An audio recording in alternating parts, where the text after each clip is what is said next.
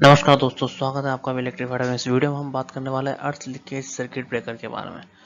जैसा कि आपको यहाँ पे स्क्रीन पे दिखाई दे रहा है, ये एक अर्थ लीकेज सर्किट ब्रेकर है। ये क्या करता है, अर्थ लीकेज सर्किट ब्रेकर क्या करता है, अर्थ लीकेज को डिटेक्ट करता है और इसके अगेंस्ट हमें प्रोटेक्शन देता है। देखिए दोस्तों, हमने इससे पहले एमसीबी के बारे में पढ़ा है। एमसीबी क्या करता है, एमसीबी ओवर करंट और शॉर्ट सर्किट करंट प्रोटेक्शन हमें प्रोवाइड करता है, इसके अगेंस्ट हमें प्रोटेक्शन प्रोवाइड करता है। लेकिन अर्थ लीकेज, अर्थ फॉल्ट के अगेंस्ट जो प्रोटेक्शन है वो हमें एमसीबी प्रोवाइड नहीं करता। तो उसके लिए हमें एक अलग से एक ऐसे सर्किट ब्रेकर की जरूरत थी जो हमें ये अर्थ लीकेज होने पर भी प्रोटेक्शन प्रोवाइड करता। तो इसलिए इस जगह पे हमारा जरूरत पड़ा अर्थ लीकेज सर्किट ब्रेकर का, ईएलसीबी का।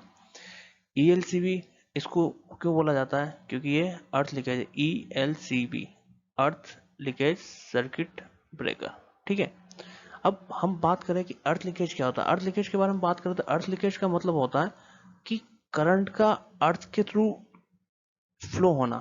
मतलब कि हमारा जो लोड होता है, तो हमारा लोड किस तरह से होता है, अगर हमारा फेज सप्लाई आया तो हमारा लोड में क्या होना चाहिए, फेज से करंट जाना चाहिए, न्यूट्रल से आना चाहिए, क्योंकि हमें तो लोड चलाने के लिए इसी के थ्रू अपना करंट फ्लो होना चाहिए।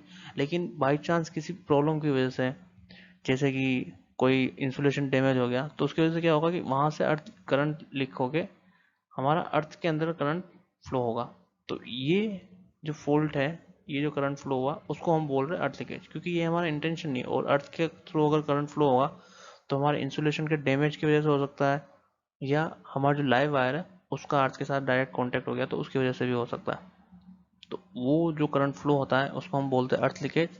और इसकी वजह से, जैसे अगर कोई इक्विपमेंट है, इक्विपमेंट के अंदर इंसुलेशन डैमेज होगा, इक्विपमेंट पर करंट आ रहा है, तो उसकी वजह से अगर कोई ह्यूमन बॉडी इसको टच करेगी तो ह्यूमन को शॉक लग सकता है। तो उस ह्यूमन के प्रोटेक्शन के लिए हमारा जो इक्विपमेंट है, इक्विपमेंट के इंसुलेशन के प्रोटेक्शन के लिए अर्थ लीकेज प्रोटेक्शन बहुत जरूरी है।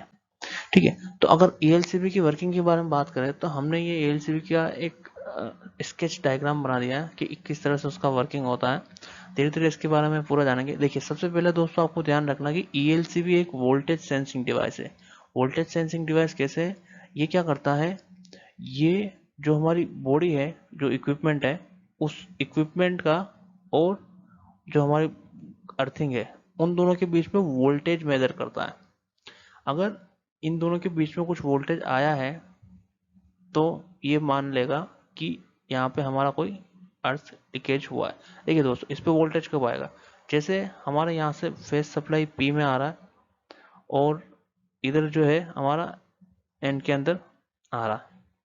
ठीक है, तो जब भी हम इसको एमसीबी को ऑन करेंगे तो क्या होगा, यहाँ से हमारा करंट जाएगा और यहाँ से होता हुआ रिटर्न पाथ ऐसे आ जाएगा। ठीक है, लेकिन अगर हमारा जो लाइव वायर है, जैसे ये या ये, तो ये कोई हमारी बॉडी के साथ टच हो गया, जैसे कहीं पे टच हो गया या उसका इंसुलेशन डैमेज होगा, तो क्या होगा कि बॉडी का जो एंक्लोजर होगा, जो इक्विपमेंट का एंक्लोजर होगा, जो बॉडी होगी, उसके ऊपर ये वोल्टेज दिखने लग जाएगा। मतलब जैसे अगर 250 वोल्ट, 230 वोल्ट यहाँ से आ रहा है, तो ये का ये वोल्ट यहाँ पे दिखाई देगा।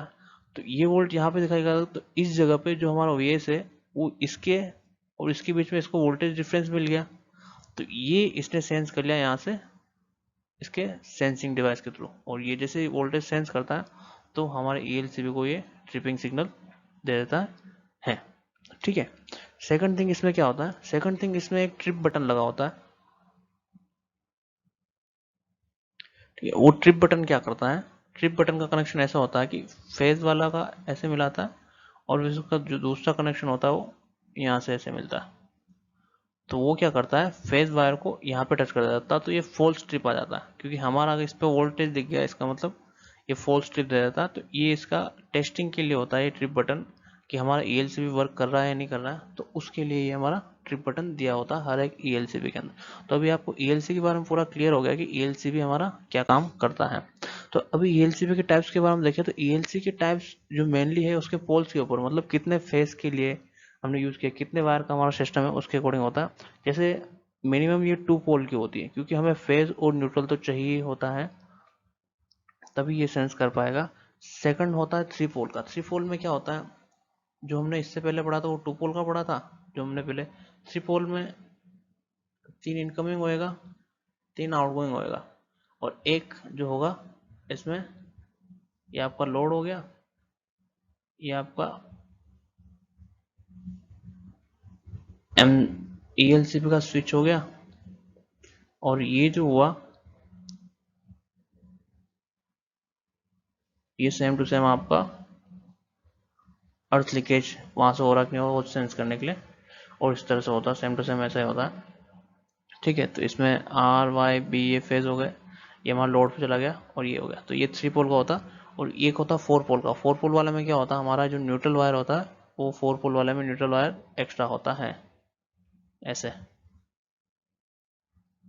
और बाकी इसका जो वर्किंग होता है वो सेम उसी प्रिंसिपल पे वर्क करता है। ये क्या करता है, बॉडी का जो अर्थिंग सिस्टम है, बॉडी का जो एंक्लोजर है प्लस जो अर्थ है, उनके बीच में क्या वोल्टेज आ रहा है। अगर जैसे इनके बीच में वोल्टेज 5 वोल्ट से एक्स्ट्रा हो जाएगा, 5 वोल्ट से ज़्यादा हो जाएगा, तो ये ट्रिप कमांड दे देगा। वैसे अलग अलग रेटिंग की आती है, कोई 5 वोल्ट, कोई 7 वोल्ट, कोई 3 वोल्ट की भी आती है, तो अलग अलग रेटिंग की आती है। वो डिपेंड करता है कि आपको किस तरह का प्रोटेक्शन की रिक्वायरमेंट है।